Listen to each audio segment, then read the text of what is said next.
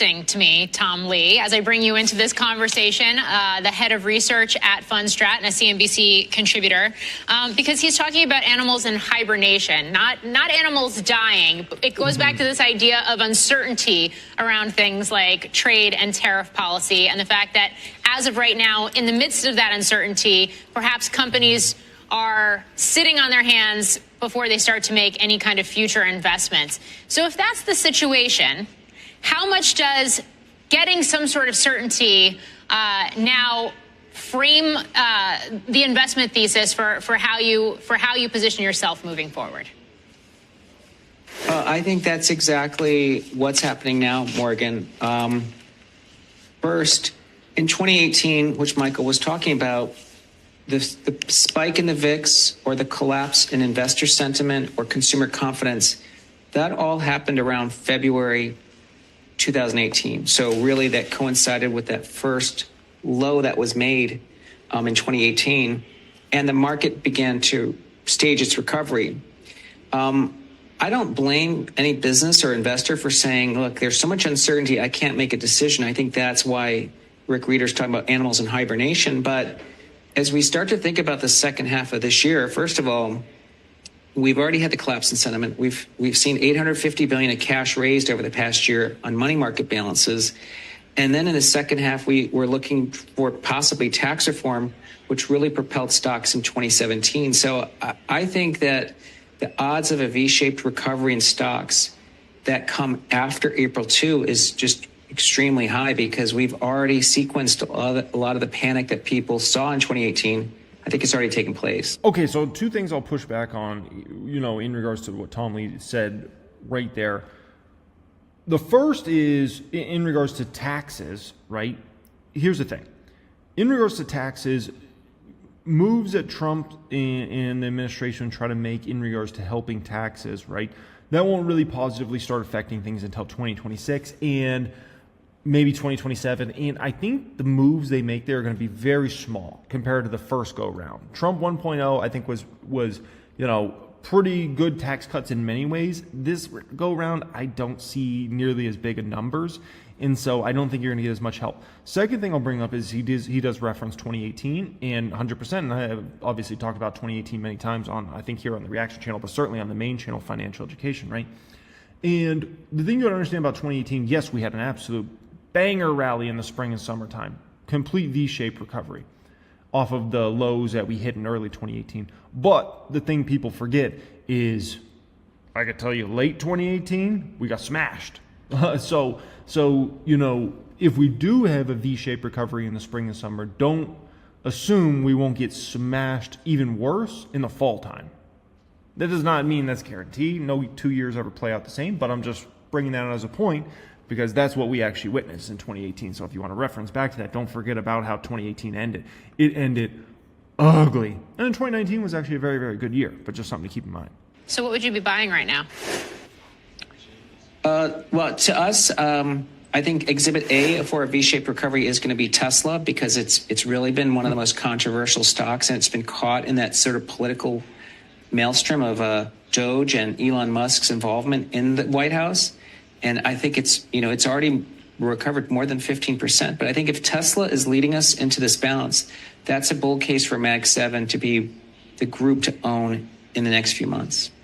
So you like Mag 7, even though we've been talking about things like cash burn at... I don't actually... So traditionally meaning the last 5 years, Tesla, NVIDIA, 100%. You want to talk about you going through a V-shaped recovery, look to Tesla, look to NVIDIA. I actually don't believe that this go around. I believe that if we do see a V-shaped recovery, I think the stocks that will be leaders will not be stocks like Tesla and NVIDIA, because Tesla's got a million questions about it, right? So fund managers aren't going to feel comfortable investing super heavily in Tesla, at least in my belief.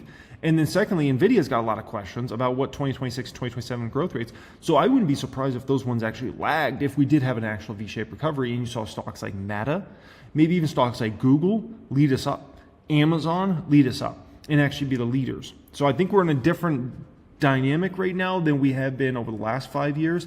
And that's kind of a little bit of a changing of the guard when you go through a rally like this. Microsoft and all of the CapEx investments and worries about a bubble in AI spending? By the way, I actually don't think Microsoft would be bad. I think Microsoft would actually help lead a V-shaped recovery as well. And the reason being is, if we're talking about Microsoft's cutting back on CapEx and cutting back on spend, people are going to look and they say, okay, like if we've already seen Microsoft peak spend here in 2025 and they cut back that spend over the next few years, guess what that means?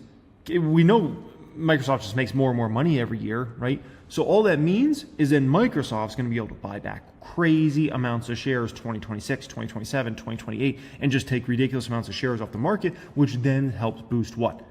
EPS. I mean, in some ways, it's been a self-amplifying downturn, right? Because we've been worried about AI as a bubble and the CoreWeave IPO at a time when we have tariff uncertainty. So I could see it as a very convenient reason why investors have actually avoided Mag 7, and it's been the group that kind of really led the downturn. But it is a cyclical trade too, because I think once investor confidence returns and they're going to start to buy stocks, the Mag 7 are not only the best companies, but they're the most liquid and they've really derated. On top of that, I think, financials and industrials look attractive as well. What do you think it takes to see that reversal in sentiment? And we talk so much about when sentiment gets negative enough, it becomes a contrarian buy signal. So if we're there now, then what are going to be the catalysts to start to shift that confidence again? Well, I think the focus right now is on April 2. So I think the market has a lot of myopia around getting tariffs and tariff clarity. But we know that tariffs are just one part of the administration's goal. There is reducing regulatory cost, and then there is extending tax cuts. I think as investors start to think about that for the rest of the year, that gets them quite excited. And of course, I think we have a lot of what I would call spooled energy. Investors can't stay this bearish. The VIX can't stay this anxious. There is a lot of firepower and dry powder on the sidelines. And I think businesses can't stay cautious forever. I mean, once they know the ground rules, I think they're going to actually start making decisions. Yeah, so in regards to, a few subjects there, right? April 2nd. So if you're talking about let's go on a V-shaped recovery here and let's beast this market in spring and summer, right? Okay, so yeah, if April 2nd comes out and it's not as scary as people thought, boom, that gives us the first leg of that major V-shaped recovery, right? Now, obviously, if it comes out way scarier, we can reverse and go the other way. But let's say April 2nd comes out and it's like, Trump wasn't that bad. Okay, we made it through that, right? Boom, that starts leg one of the V-shaped recovery, right? Leg two of the V-shaped recovery would then come from earnings. Earnings start to come out mid-April, and then we start in the gauntlet of earnings in the back half of April into May. And companies don't need to come out and raise guidance or anything like that. They just need to come in, meet expectations, maybe slightly beat expectations, and not take down guidance. If that happens, you get leg two of the V-shaped recovery, right? And then as we go throughout the spring and into the summer, if we don't see the recession, right, that will give leg three of the rally, essentially. And so you would then have a massive V-shaped recovery in the spring and the summer, right? Then comes fall time. And then we got to figure out, okay, where are companies' earnings looking into the holiday season? And, what's going on with recession, Doge, all that stuff. And then we'll relook at all that. Where's the Fed going? And then, and then we can see what happens in the fall. But if we're just talking about the spring and summer, there is the setup. I can see how we could actually have a V-shaped recovery and actually go back to all-time highs and past all-time highs in regards to all the stock market indexes. If what I just laid out for you happens, boom, you're at a new all-time highs. Come September and October, and then we'll see if another fireworks show emerges, right? Hey, it's Jeremy. I hope you really enjoyed that clip here today. What you looking at in front of you right there? That's the 6-figure Hall of Fame. Do you want to see the next one? That's the 7-figure Hall of Fame. Now, that is my private group. Those are members of my private group that have scaled to 6 figures, multi-6 figures, 7 figures, multi-7 figures in their stock market portfolio. They say you are the average of the 5 people you associate with. If you're somebody that is having trouble finding other long-term investors that are focused on building their wealth over the coming years, finding like-minded folks.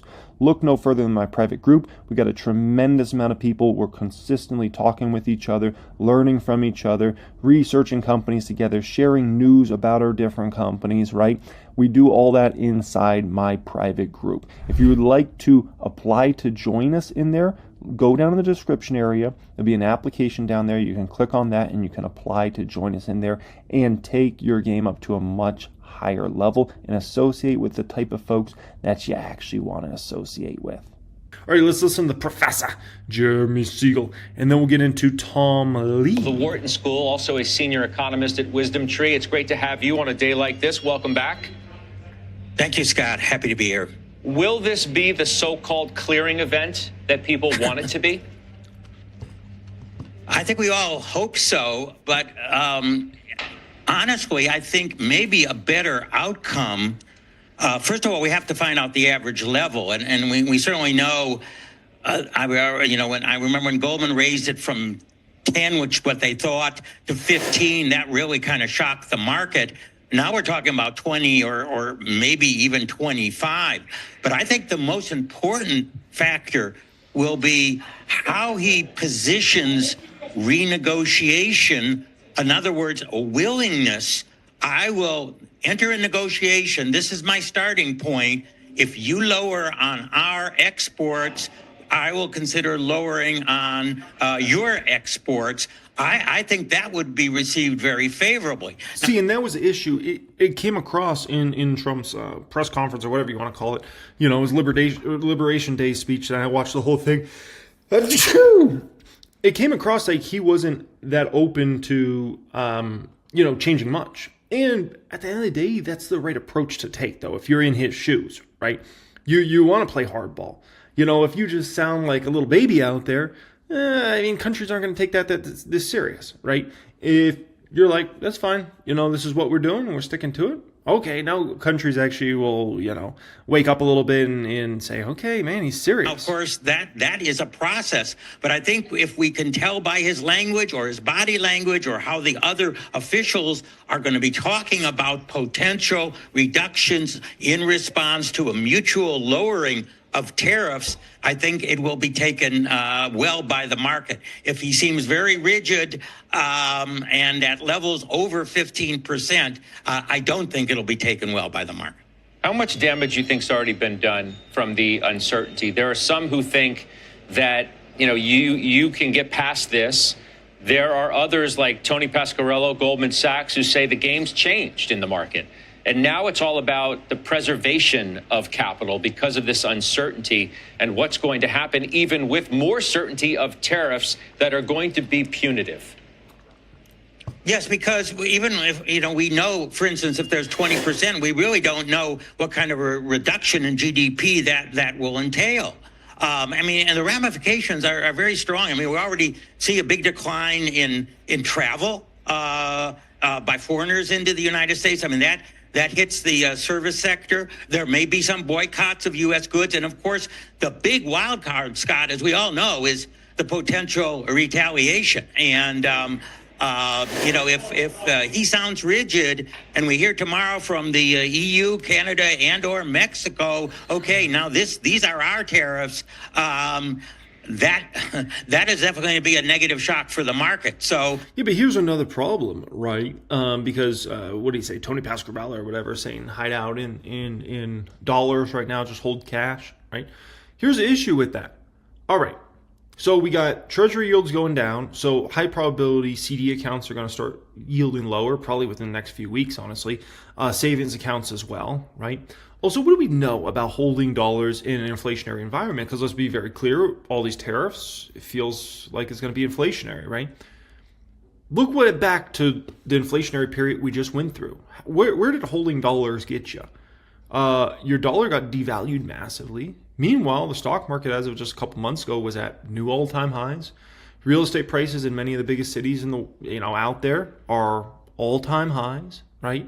Bitcoin, as of a couple months ago, was 100,000 plus, right? Even after this kind of recent crash, it's had still 80,000 plus, which is still severely higher than it was prior to all the big batch of inflation, right? So at the end of the day, your dollars got devalued. You had much less purchasing power, whether it be for stocks, real estate, gold, Bitcoin, right? A carton of eggs. It doesn't matter what you look at. And meanwhile, everything else got more expensive. So ultimately, you thought like, oh, it would be really intelligent to, just stay in dollars. You're looking and you're saying, no, that wasn't the play. And so do you think this time is going to be different? I don't know, maybe, but probably not, right? At the end of the day, when you're in an inflationary environment, everything gets much more expensive and your dollar gets devalued less and less and less, and you can buy less and less and less and less, okay? And so that's, something I think very important to kind of keep in mind. Yeah, there is definitely potential downside.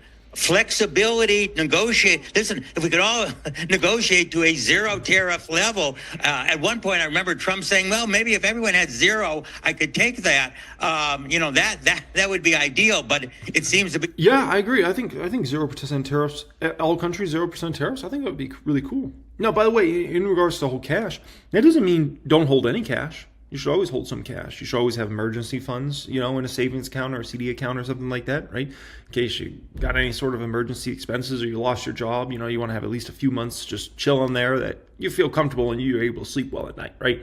If your business got hurt, anything like that. You should always hold some level of cash.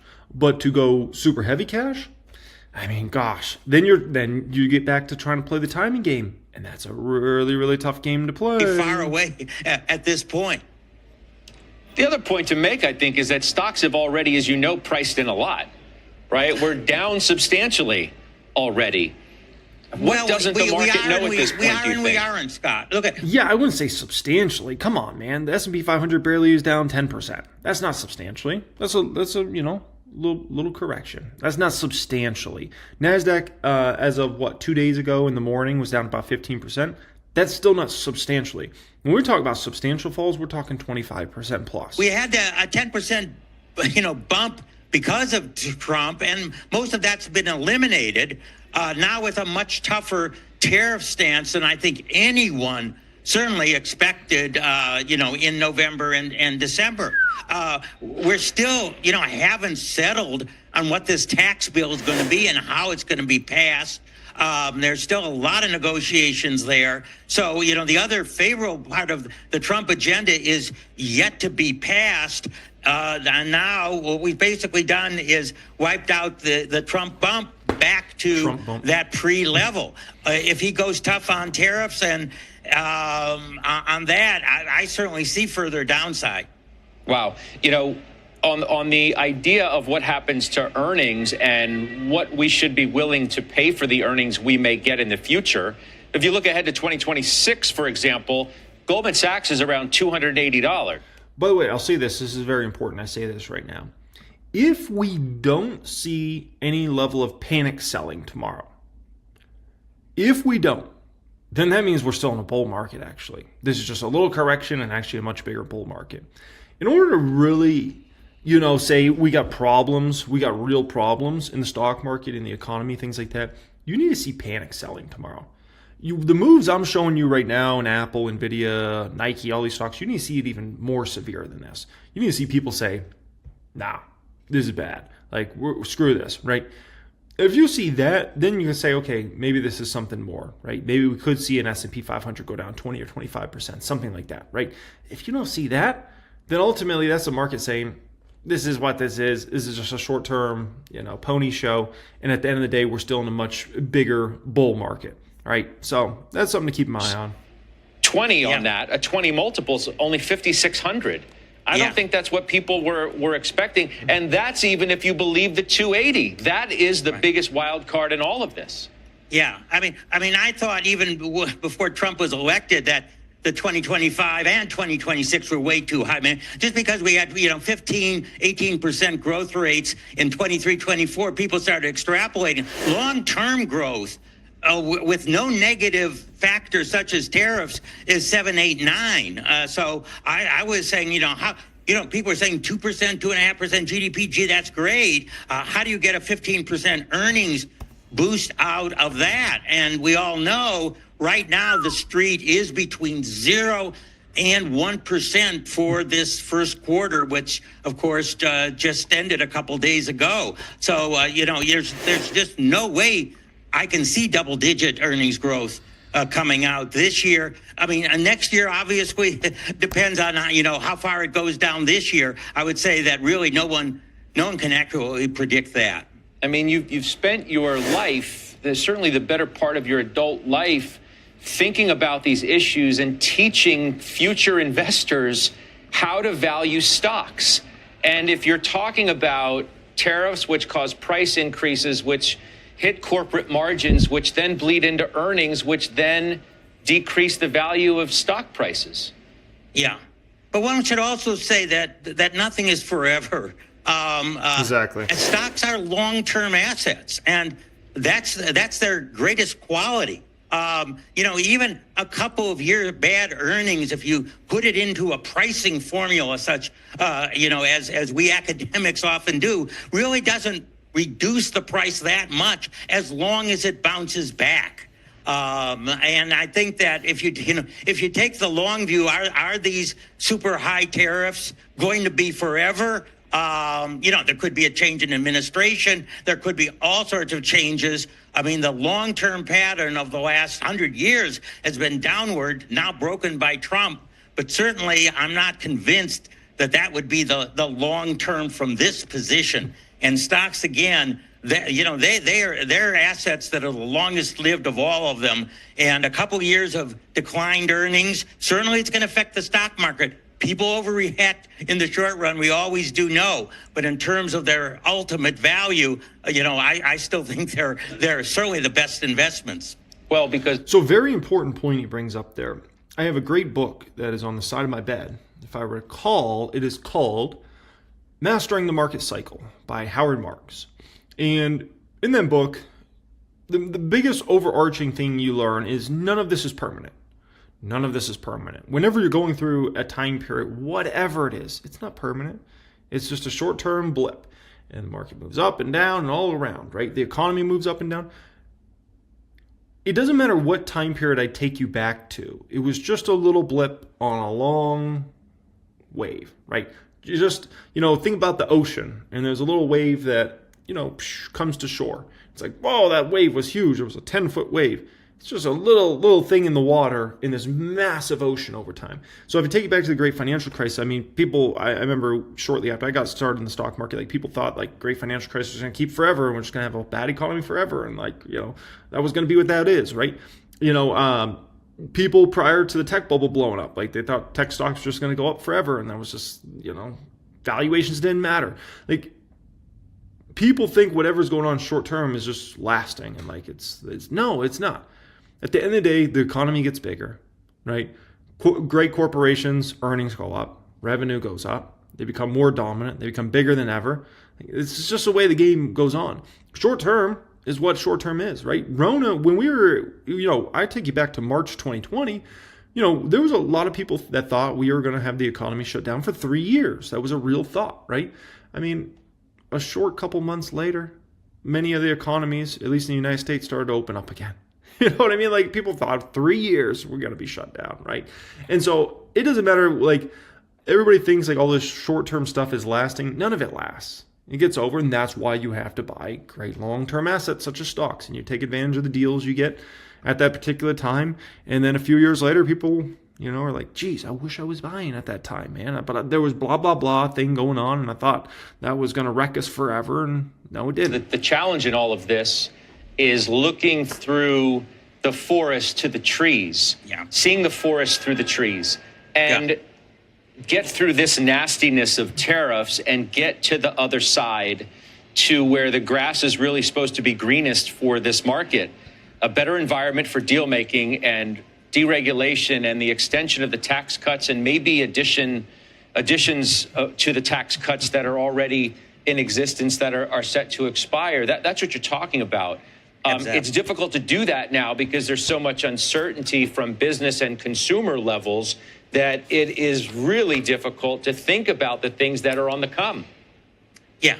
I mean, throughout history, investors have always overreacted to the short run. It's actually in our human nature to do that. And make it difficult to say, oh my goodness, there is grass greener out there, and history has shown us that is really always the case. It has always been the case in the 220-year history of the stock market. And yet, our human nature says, oh my goodness, well, 1 year of bad earnings, 1.5 year of bad earnings, sell stocks, get out of the market. And that's why so many people fail to get the returns they really should get by sticking through these tough times. Professor, we'll leave it there. I appreciate your time as always. Jeremy Siegel, we'll see you soon. Thank you. Thank you, Scott. All right.